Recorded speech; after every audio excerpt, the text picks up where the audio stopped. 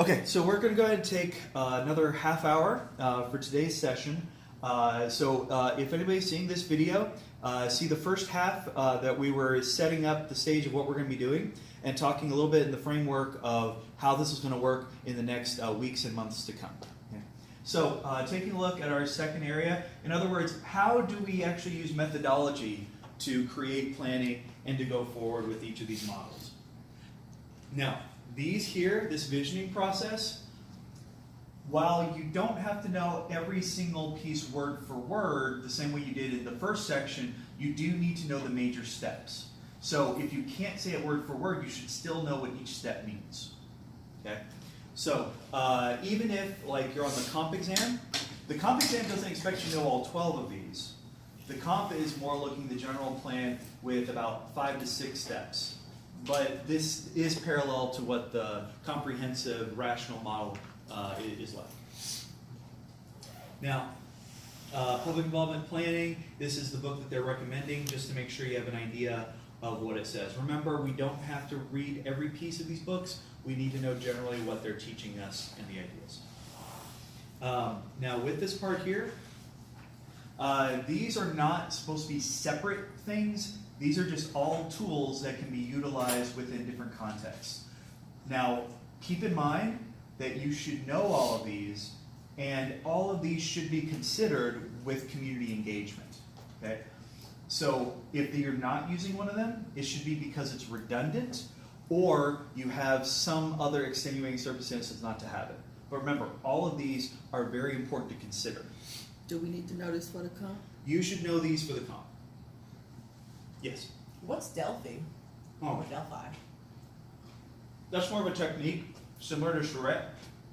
So focus group, charrette, stakeholders, Delphi is just another way of hosting one of those meetings. Oh, Okay. Now, I haven't used it. Oh, okay. That's why I can't speak as much to it. okay. Okay. You don't need to know Delphi for comp. They just need you to know. The different types. Yeah. Oh, and I've been spelling charrette wrong. Okay. Oh, Are you going to share these slides with us? Mhm. Oh, they're already shared. okay. I'll send it to you. This is what Richard had us. Oh, I shared the document. I didn't share the folder yet. Okay, I'll make. Okay. Okay. Sorry about that. Yes, please. Yes, ma'am. Okay. Okay, Now- sister and brother. So remember what we were talking earlier, when we were talking about community engagement, and that this connects to Arnstein's ladder for public participation. So what we're then able to keep in mind with this is the further up you go, the more participatory people are, the further down you go, this is more planning from the top down.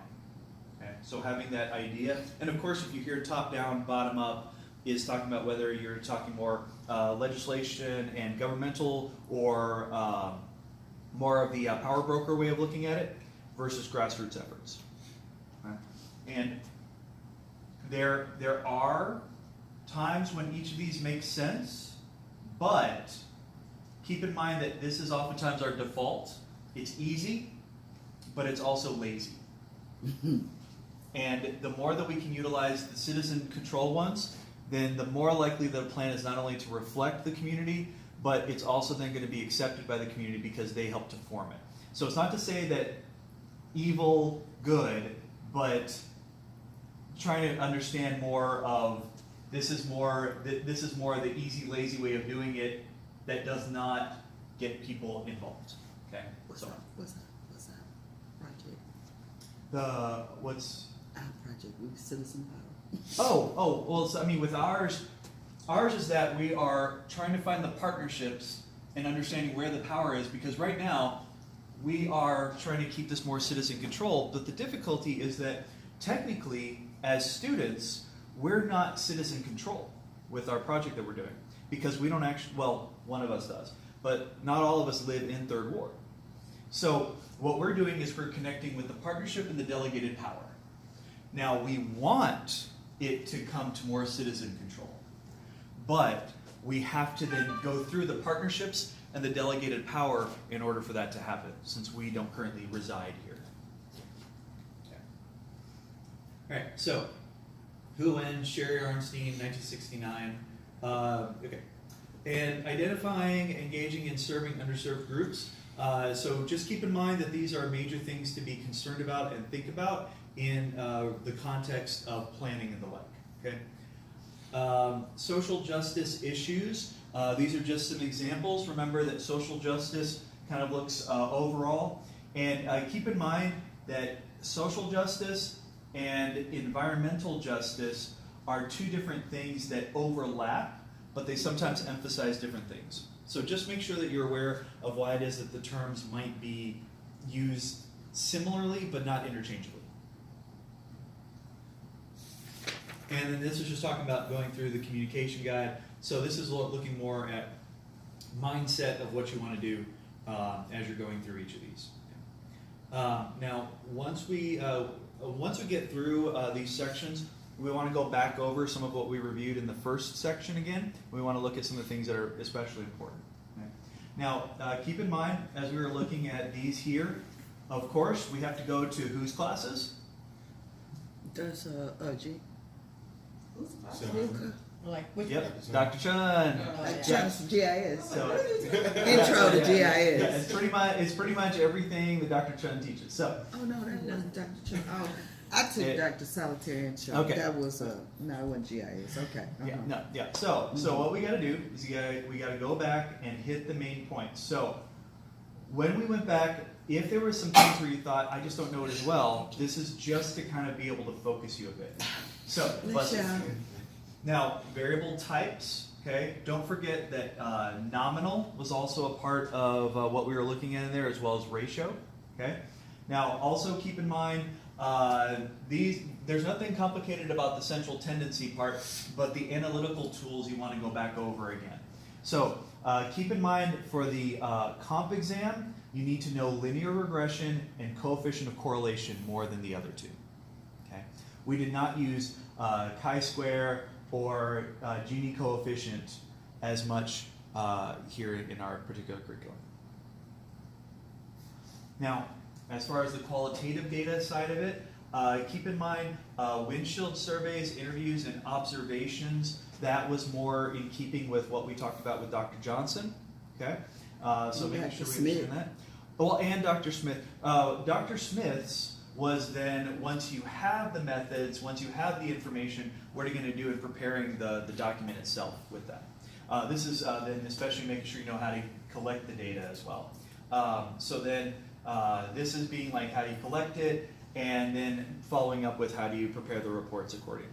Now, the survey methods, then kind of getting into this also comes back to sampling and the like. Any questions on these particular parts here? So, as we're looking through, we want to make sure in body language, tone, these are not as vital for the comp exam, so just keep this in mind later when you're ready for the AICP. Is the graphic part something that we should think about? Not as much for the comp exam. That's just more good thing to be aware of. So when we were in Dr. Smith's class, after getting the methodology, we then needed to utilize these to make a stronger report. So this is just more making sure that you remember that these are things to utilize in your information gathering. Well, this one they recommended. Types of program evaluation. Remember, this is especially thinking of what you're doing later in the process. So when you're looking at your process for planning, how do you go in to determine whether something has been effective? You also want to then be able to evaluate the data that you're utilizing not only for the planning, but also long-term whether the planning has been successful.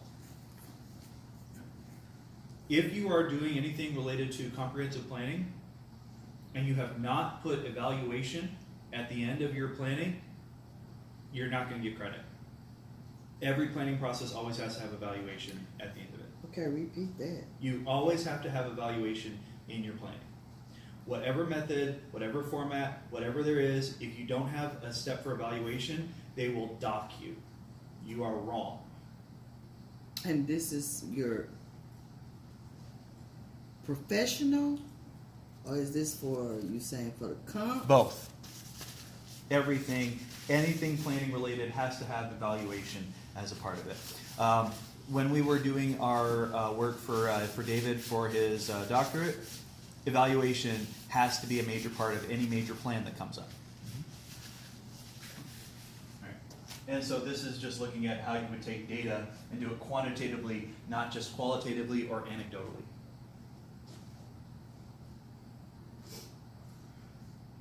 Utilizing these as more of the ideas framework. The general process is definitely going to be part of the comprehensive planning.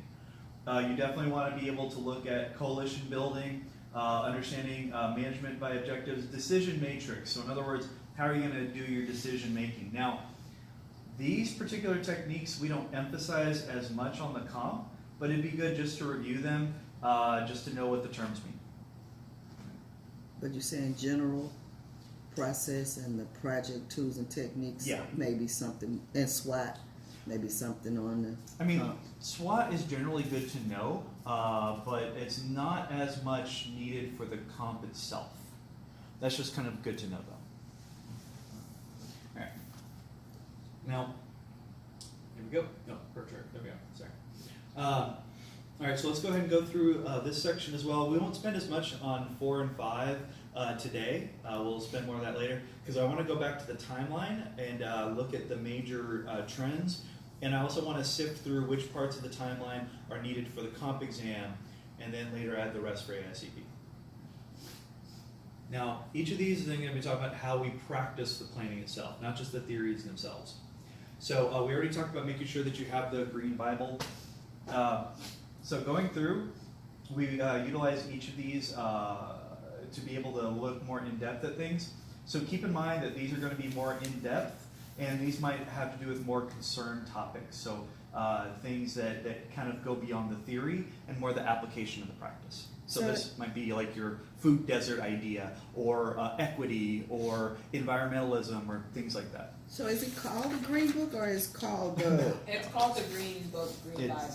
Green Book, Green the Bible? The name of it is the local government. Oh, okay. Blah, blah, blah. They Right. just Okay. call it. Yeah. Because I went to look for it, and... And that's in the video, the first part of the video? Yeah. It's big, thick, and long, so they call it a Bible. So there we go. Big, thick, and long. All right, there you go. And Okay, PG-13 rating for this video. Okay, all right. Anyway, going on. Okay. So community development. So making sure that we understand each of these in context of methodology for how we utilize the planning and understanding. Remember, we utilize each of these in different contexts. So the models of community development, those came up quite a bit in different classes that we had. The livable community, when we went to go visit, what was the name of that department? It was on Washington, I think it was. The livable communities, the green. Permit. Oh, permitting. yeah. Yeah. So when we went there, that showed a lot of different techniques and methods that people are utilizing for communities to be livable. Then when we're looking here, this is a lot of what Dr. Lowe emphasizes. So if you want to look back at remembering participation, collaboration, and social equity, go back to Lowe notes. Okay? No notes. Yeah, those would definitely cover those quite a bit. Now, And that was the theory class or the government? That might have been principles of community development. well, Something take that. I mean, history, whatever. yeah, I mean, he definitely had us touch on it with principles, but yeah, yeah. But a lot of what he has done in Third Ward refers to these techniques here quite a bit. Shopping center types and sizes. This comes back to our project that we did in Hitchcock. And so remembering why it is that we utilize all that and density unit per acre calculation. By the way, Houston context, remember your minimum lot size and your minimum building lines, and all that's still going to come down to density. It's all the same category. What we then see is identifying issues, comprehensive planning. Remember how we showed the 12 steps earlier? Well, this is a narrowed down 8-step version that this one you do want to try to learn by memory. Okay? So this one here, you should then be able to say all 8 of these. I will admit that when I took the comp, there were one or two of them that I was a little bit iffy on. But all of them were on there? Because what they'll say is list the steps, and they'll say explain the steps, or they might give you a prompt of you need to accomplish this task, utilize the steps of comprehensive planning to accomplish it, and you're going to need to divide up every step, and in each one you're going to say how you use it for that project. Because remember that the comp is long, and you could genuinely spend 30 to 40 minutes writing this one based on a prompt like that. Guidelines for Yeah. You have to know the law cases, and you have to know this. urban. You have to. Okay. Yeah. Now, notice each of these here. We've got zoning, different forms. For the comp exam, I mean, you should definitely know them in general. But I would say for the comp exam, the ones that should definitely stand out quite a bit: local land use. You should know the the distinction between administrative and judicial. That's not lumping it together. That's you need to see why they're different. How does an administrator end up doing it differently from the judicial process based on the laws that have been created? Okay, that definitely comes back to Dr. Solitaire's work that she did with us. Now, enforcement, you don't need to know as much, but definitely zoning, definitely conditional uses. Now, you definitely want to know spot zoning. You definitely want to know watersheds. And then you should also have kind of an idea of home occupancy, home occupation, and between landscape, not as much zoning code evaluations, but definitely landscape ordinances. So those are the ones you definitely want to know for comp. So, and just to make sure I emphasize this is not saying that other things might not come up incidentally, but if you focus on these things, you should be prepared for the vast majority of what's needed on the comp. So not site plan basics, because Not that's as- more like designing. Yeah, but yeah, that's going to get into more technical stuff that you're going to want for ASCP more than comp. Yeah. And why so much zoning if we don't zone? Well, keep in mind that everything that's not Houston is zoning. Oh, that's right. And they say don't think about just Houston. Yeah, I mean, because you got to keep in mind. I mean, you know, Baytown has it, Pearland has it. You know, Sugar Humboldt, Land. Tomball, every other place. Now, Harris County does not. Houston does not. But then, as soon as you step outside of that, you're going to have it. So, and in fact, second to the city of Houston, Baytown has a lot of development that's happening right now, and they do have zoning. So a lot of development is actually happening more there after they annexed a large portion of that community. Mm-hmm. So plus you get out to Katy and start taking Katy going northward, you see a lot of development going that way.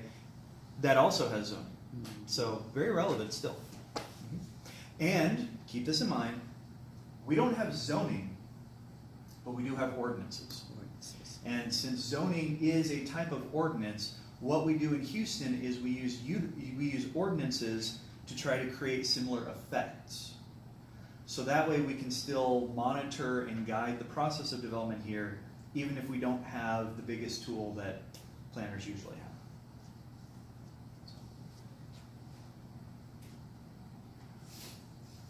All right, so looking at these, this is just kind of more considerations to keep in mind. We'll look at this a little bit more later with AICP.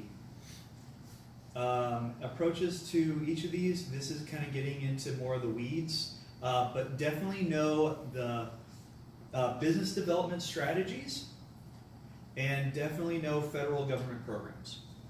So business development strategies, you should know what an incubator and what an empowerment zone are. And for federal government programs, you should know these two as well as others that have come up. Incubating what? Incubators, yeah, and the empowerment zones. Yeah. Now the other ones are good to know, but that's going to be long term as you're studying for the AICP. And you said no to municipalities? Well, not as much right now. So you say business and national are the two that we business need to and know? federal. Business and federal. Oh. Yeah. The other ones will come up later, but not as much in the comp. So, especially because empowerment zone might be used in a prompt where they're recommending like what do you want to do with it, and these like different federal programs will, I mean, you got to know the terminology, and a lot of those they'll just come up. And so as they say the name, you have to know when it happened, like what era, like what time period it was in, anything major that came from it. Theories, all this stuff here, this is going to be getting more into the weeds. So with this, this is more, any of this that we actually practice here in class, great, but spend more time on this as we get ready for AICP. Okay. So for example, we had some things in regard to economic base theory. So in regard to base and non-basic. So those two did come up in classes here. Okay. The rest of this, not as much. Multiplier indirectly, but definitely you have to know economic base theory. Because keep in mind, you're asking the question of how many jobs are being imported or exported, how many workers are being imported and exported, and that helps to determine sustainability of a community long term in a lot of ways. All right, this was just an example. Make sure you remember location quotient and the greater than, equal to, or less than. That's, remember we were just now saying a second ago in regard to the base economy, yes. These are related.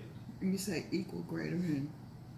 Yeah. Whether or not the location quotient is either greater than 1, equal to 1, or less than 1. Because this is talking about how employment is either in demand or being supplied. So in other words, is the community providing jobs that draw people in from other neighboring communities, or do their employees have to go other places to get employment?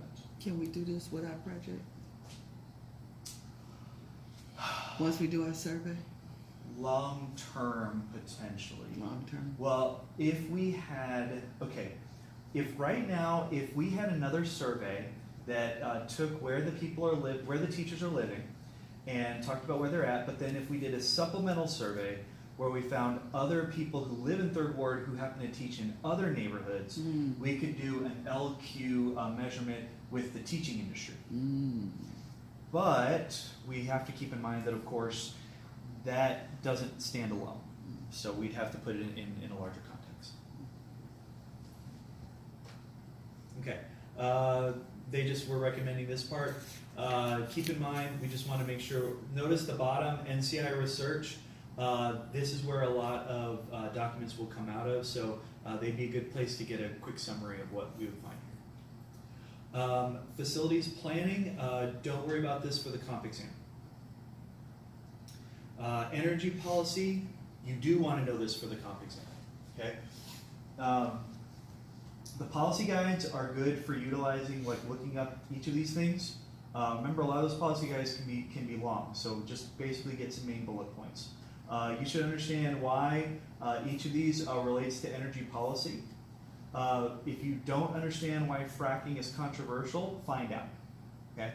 But each of the other one, though, is more of a policy idea. Fracking is because of the controversy associated with it, and it is still relatively new technology-wise. So you should definitely keep that in mind with this. Anything before I move on? Food system planning, I mean, obviously we could let Stephanie come up here and do this one, but I think she's had a long day so far. But keep in mind with this part is you want to think of it as a system. So look at these different steps and try to picture it in a community, okay? So try to think of it in terms of input and output, and try to think of it also in regards to the economy and employment, okay? So with these things is don't just read them as bullet points, don't just list them in your head. Try to imagine them in context of neighborhood, because otherwise you'll forget some of them. So even though you don't need to know these like verbatim for the comp exam, you should still be thinking of the majority of these if somebody mentions food planning. Did they bring it up on, or was that a question in the comp exam? It's not like a really in-depth one for the comp. Yeah. It's just more of like, if you had to do food planning, how would you do that with a planning methodology? kind of Okay. thing. Yeah. So And you we should would know these steps. Right. You don't need to know these as steps for the comp, not like the previous one. But this is just more, you should understand this in the context of a neighborhood, because they could ask you like a question on how would you engage the community with this? How would you do this as a long-term project? So you just got to know enough about it that you could answer Right. in context. Okay. These are, most of this is not as vital for the comp, but you should definitely know HUD and FEMA, and you should definitely think of how everything changed after Katrina. So you should definitely know HUD, you should definitely know FEMA, and you should know how everything changed after Katrina. So long term, yes, we should know all these, but for the comp, definitely know these last 2 bullet points. With the housing, you should definitely know about tenements, because you need to understand why it is that these issues were came up so much, and they do feed into a lot of the reforms that came out of the 20s and 30s. Okay, but definitely know that background with that. Looking at the bottom part, homelessness is you definitely want to be aware of it, but it's not going to come up as much on the comp as you might think. Okay, so it's going to be tempting to want to look that one up. Don't spend as much time on that for the comp. Wait on that for the AICP. Which is maybe unfortunate, but oh well. But in the middle, federal housing policy and programs, know that. Okay, definitely go back and learn that as best you can. Make sure you understand why federal housing programs connect to the state and then connect to municipalities. Now remember, federal and state funding for housing projects have different mechanisms, which is also why city and counties use different methodologies for getting funding. So just be aware of the distinction and be aware that that might be a difference in where the funding comes from. And this may be something on the comp. It could be, yeah. Yeah, definitely the federal part for sure. Federal and municipal, not necessarily as much state, and they don't spend as much time on counting with the comp. Infrastructure, this isn't as big for the comp, but you should definitely know the main things about wastewater management, and you want to know what the runoff coefficient is. The what? The runoff coefficient. So in other words, if water can't get through the ground, get through into the water table at all, that's a 1. If it can get through easily, in other words, if there was nothing there, it would be a 0. So everything in between is how easily can runoff end up getting through the terrain. So 1, not at all, 0, completely. And just make sure you know the general laws of wastewater management. So what is a septic system, and you don't have to know like details. Transportation. With this one, you mainly want to know like what are concerns for transportation for the comp exam. Okay. So with this is as we're going through, you want to be thinking about like on the 4-step approach. That's a good thing to know, but they're not going to ask you details on that. Now also keep in mind that long term you're going to want to know federal legislation. It's not as huge for the comp. So even though transportation is one of our specializations, you don't have to know the details for the comp exam. But it might be like a multiple choice type thing, huh? I mean, it could, but like honestly, if you have extra time that you need to spend on something, don't spend it on this. Don't spend extra time on this. Go through the, just make sure you know the 4-step approach to forecasting, like generation and distribution, because that came up with a lot of the statistical review, the quantitative part of it. Modal split, not as much. Route assignment, somewhat, but you definitely want to know those two.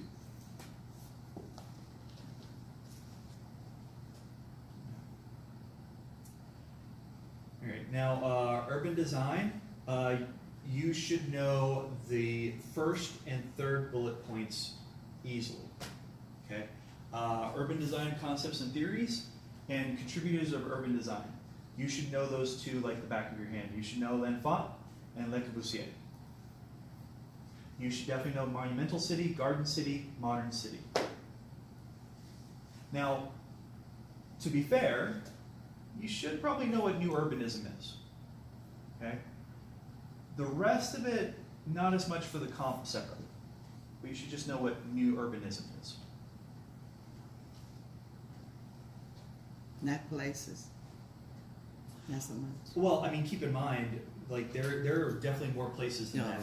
okay. The significant places you want to be learning in section 1 when we're looking at the time frame and the legislation, the major events, and where they happened. So Chicago is going to come up a lot. Okay, remember Cincinnati's important. Okay, and New York will come up quite a bit as well.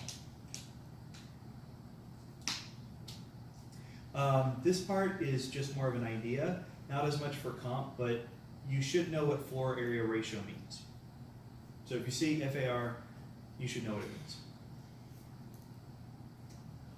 means. Here, it's not so much that you need to know each one of these, as much as just be aware that green built environments are going to come up as a topic to write about.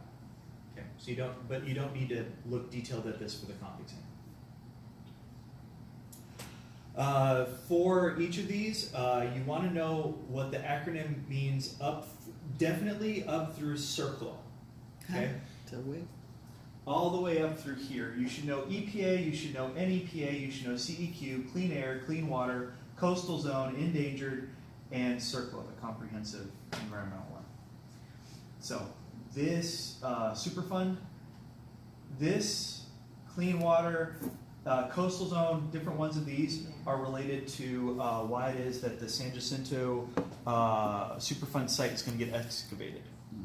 It's a long process, but that's the reason why you can't go fishing or swimming in San Jacinto Bay. And not so much historical preservation. Not as much. You should just know that that's a thing, but it's not like the reason why you need to look at each of these is because each one of these, while they're related, they have a different emphasis. So, like for example, the EPA is related to the TCEQ in Texas, okay? But you wouldn't lump it in the same thing that you would lump in like one of these acts because you have an agency versus a specific act. Now, the agency itself, you can end up affecting it based on who's running it at the time. These acts still have to connect with their original context from Congress. So there's just different ways of interacting with it, that's all. Growth management, not as much for the comp exam. So this doesn't come up as much for comp. Anything that would, you would know it in other contexts. Demographics, you should, remember we talked about the LQ? We should know about forecasting. The rest of it, you just need to kind of know more in general, except when we get to these bottom ones, you want to look more in depth at why we use them in our classes. So anyways, most of these are pretty general, except once we get to here, you should have probably an idea of whether or not, you know, like what are the top 5 like in population cities in the U.S., migration between states, what's causing migration. You don't need to know all the migration statistics, you just need to know what would cause it. Okay. And then the census, you definitely want to know the different divisions. Okay. So try to remember about the blocks and zip codes and the like. So if you have to go back to the census website to look at that, be sure to do that. Let's try to finish up maybe in the next 5 minutes. Okay. I don't want us to take too much longer and exhaust everybody. And this is just referring to what I said a second ago. This is in the slides, so you can get this from there as well. And this is just showing how they relate to each other. And this is not as much for the comp, but you should know what a TIF is. A TIF. You should know Which what is a TERS. similar structure, yeah. Yeah. So you should know what TIF TERS would be. All right. And this is more getting back to GIS. You should know the top things, shapefile, definitely, and you should know why it is that FEMA would care. You should definitely know those two. What a shapefile is and why FEMA would care. I think we're almost done with this section before we look at that timeline from earlier. This is more looking at analysis. We're not going to spend more time on this part. We're not going to spend as much time on this right now. Neighborhood. You should know those points for neighborhood planning. Okay. You should know about the walkability, and you should know access. You should definitely know those. The rest of it is more details. We don't need to get into that before the AICP.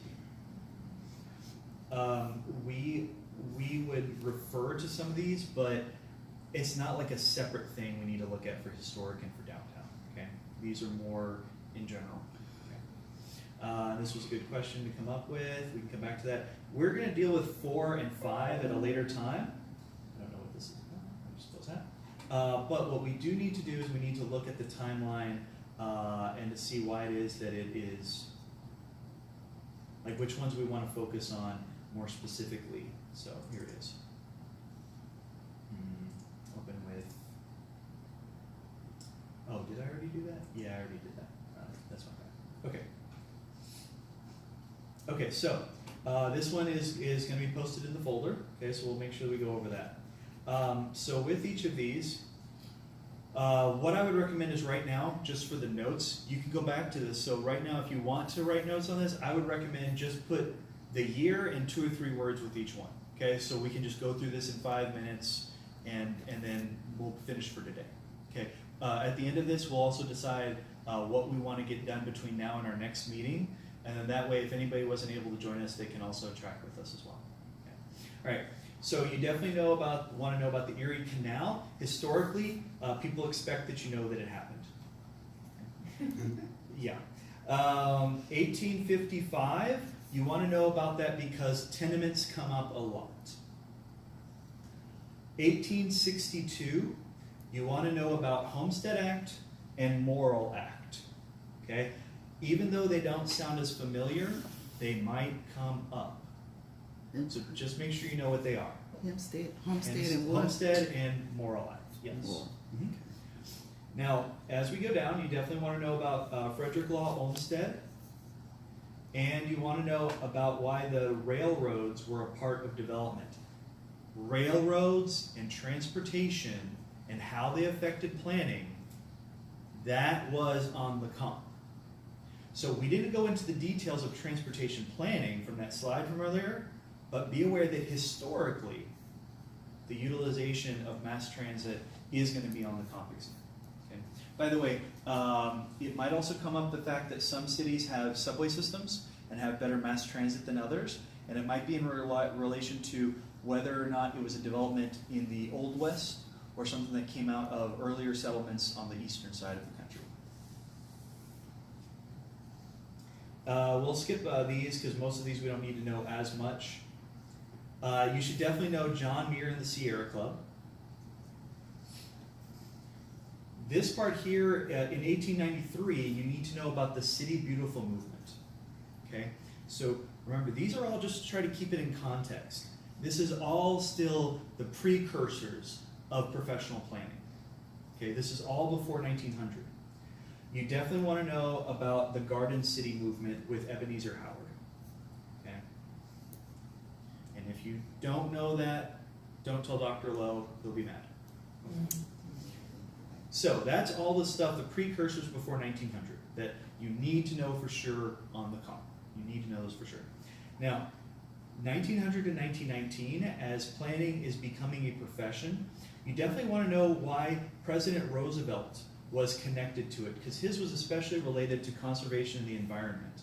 So looking at 1903 and 1907, you mainly want to focus on how Teddy Roosevelt was connected to conservation and the environment. In regard to 1907, you want to know Benjamin Marsh's name in association with New York and population. So not as much the committee, as much as you should know Benjamin Marsh's name. But we'd have to know what his name stood for. Right. In other words, associate Benjamin Marsh with New York's dense population decentralizing it, rather than the New York Committee on the Congestion of Population decentralizing it. Because a lot of these authors and people will come up from time to time. Also within this same period, these 5 together, you want to know the First National Conference. You need to know Daniel Burnham. Okay? Notice it has this list. You should know these names. You should know Delano. You should know Wacker. You should know Norton. Remember, Wacker is one of the ones who created one of the earlier texts on planning. Okay? Then when we're looking at city planning, the reason to point out this one is because of Harvard College's landscape architecture inaugurating this at the university level. You do want to have an idea of why it is that that efficiency in government plan in city government came up with Taylor. And remember I said earlier, Wacker's Manual of the Plan of Chicago. Here's the tricky part. It was written by Moody. Yeah. So Charles Wacker's was written by Moody. So Wacker thought of the plan, but Moody wrote it. Moody's the one who actually wrote all this out. So keep in mind that Wacker is one of the key figures, but Moody was the one who actually wrote this book. And named it Wacker's. Yeah. So those 5, we would skip ahead. Remember we mentioned just knowing the Erie Canal? You should know the Panama Canal was later. Okay. Then in regard to Patrick Geddes, the name might come up. That's more what you'd be concerned about. So connect Geddes with regional plan. The National Park Service, no major detail yet, just keep that in mind that this is the time period when this became a thing. Remember Muir that we talked about earlier? Same period. And then this is Olmsted's son. So remember that while Olmsted Sr. was more a part of actual buildings and architecture, Olmsted Jr. was more a part of planning and the institutions. All right, so now we're looking at our next time period, so 1920 to 1939. So of course, now we've gone past all that initial stuff. We're looking at the Golden Age, which then spirals down into the Great Depression. So this is all in between when the Gilded Age started and before World War II. Okay, so try to keep all that in context, because this is after World War I, before World War II. So the Regional Plan of New York, keep in mind on that part here. This is also when Pennsylvania Coal happened. Okay, so you've got to know that this is the context for that decision. Know about the State Zone Enabling Act. Remember we talked about this earlier in 1924. Remember the Standard City Enabling Act is in 1928. So those two, okay, we talked about those earlier. Then we want to know that, remember, Cincinnati is the first one to endorse a comprehensive plan. This talks about when concentric zone model came up, and this is Euclid. Keep in mind that this planned community came out of the Garden City, and then context, just remember the Great Depression after the market crash. Okay. Don't forget that when in our project with Independence Heights, that is what ended up changing the dynamic for when they developed on the north side with the loop going around, and when they annexed part of Independence Heights. That's the context. These 6 all happened at this time because of FDR. So just keep in mind that all of this ends up changing within that same year. Okay. And Social Security. Hoover Dam probably won't come up, but it's a good thing to know. So if there were, just think of it as more of the major landmarks. You should know Homer Hoyt because of his sector theory. Okay. Remember the 3 main ones we talked about: concentric rings, sector theory, and Multiple nuclei. multiple nuclei. That's the ones with the diagram.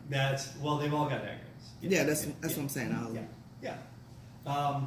Okay, so once we start looking at World War II and following, we definitely want to make sure that we have an idea. Remember, this is just because of the ending of World War II. You want to know these major acts and law cases because they all end up hitting some major planning issues. I want you to notice that 1949 and 1954 have two different housing acts.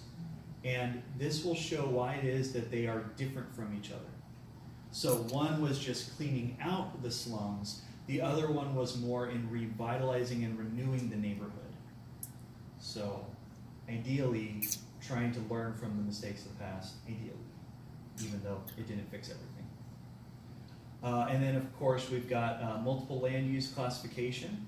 So just keep in mind that this is just more making sure you understand how land use has different classifications in this regard. Now, once we're looking at this period, remember what starts happening in the 1960s? Civil Right. Civil rights, good. So after this, we should see 60s, 70s, and the beginning of the 80s, we should see civil rights focus. The 80s do not have a very distinct planning impetus because the 80s were the Reagan era. When we get to the 90s and we see the Clinton era, we'll start seeing some more things come back. So remember Kevin Lynch and Jane Jacobs. You should know those two names, and you should know their Kevin Lynch. You should know imageability. You should know that one. You should know the paths, the edges, the nodes. You should know all that. And then Jane Jacobs, go back over the four main points that she made with her writing. These here you should know because you should know Davidoff.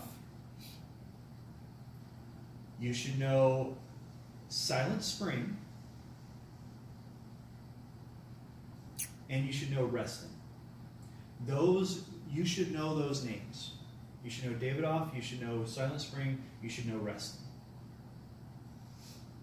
Now later on over here, this comes up just more in regard to the context of make sure you understand about urban renewal programs and how it was counterproductive. So it's not so much that Herbert Gans is as important as much as that topic. Then here, how HUD, you need to know why it is that HUD was created. This part is more important because this is the beginning of these like regional type of commissions that really makes a lot of these things happen. Okay. So scrolling down. This is important because we switched to seeing planning as a social movement, not just physical planning. Okay, so that's when it happened. Remember, it was not social planning before the 60s, at least not in a taught, certified way. So even if Jane Jacobs and others saw the connection, it wasn't being taught that way before. Now, design with nature. You probably don't need to buy the book, just have an idea of what that's talking about. Earth Day started in the 70s, yay!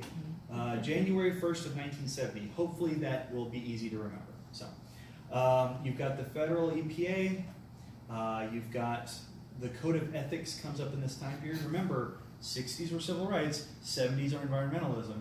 This whole period has all this. Golden versus Ramapo happened in 72. You definitely want to know Golden and Ramapo. We're almost done. Penn Central is in 78. Now, keep in mind the Reagan Revolution. So what we're going to see is that the planning profession was challenged to adapt to this new policy. So there was a definite reduction in spending and deregulation. So this is why it is that CDCs, their beginnings were more vague and general in the 80s, and it wasn't until later that they had a stronger focus on housing and community development in that way. Also in regard to how block grants were given and the like. Now, so keep in mind that the 80s, we're going to see a lot of challenges. So, for example, Mount Laurel, remember 1 and 2, okay? And then also keep in regard Nolan with 1987. 1992, so this is right as we're beginning to look at President Clinton starting, and we're going to see a lot of shifts in the 90s. So make sure you know Lucas, make sure you know empowerment zones. Enterprise and empowerment zones are not the same thing. They're similar, but not the same. Dolan and NAFTA. Definitely want to know those for sure. And pretty much our studies go until the end of around 2000 for the comp exam. Anything after that, it's good to know, but I wouldn't focus on it for the comp. So, any questions before I stop the video?